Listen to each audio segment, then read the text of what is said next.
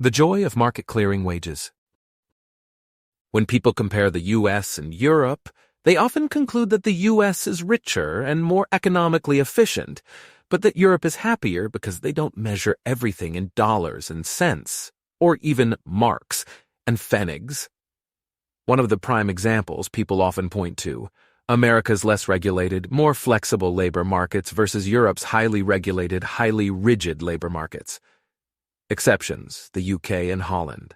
The US sure looks more efficient, but many think of the European system as more humane. There is a broad consensus among economists that European-style labor market regs are the main reason why European unemployment is so much higher than that in the US. Everyone from me to Paul Krugman agrees. Still, you might argue that the European approach makes people happier. There is some increased risk of unemployment, but workers get higher earnings. If labor demand is inelastic, it seems like this could make most people better off. Even this needs lots of qualifications, but I'll buy it for the sake of argument. So what? Well, if you delve into the life satisfaction literature, you learn two fun facts. 1. Once you reach a modest standard of living, additional income does not increase life satisfaction very much. Marginal utility of wealth decreases rapidly, maybe even more rapidly than you thought. Having been a happy grad student on 6,000 a year, it's not more rapid than I thought. 2. Unemployment per se has a large effect on life satisfaction. If you compare two people with equal incomes, one employed, one unemployed, the unemployed one is typically a lot less happy. Just to get a feel for these results, Donovan and Halpern report, Chart 11, that about 80% of people in almost every occupational category is fairly or very satisfied with their lives.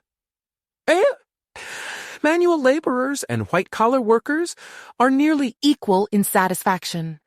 Managers are a bit higher, around 90%, but the unemployed are fully 20 percentage points less likely than most workers to be satisfied with their lives. Suppose, then, that labor market regulation could raise the incomes of manual laborers up to the level of white-collar workers.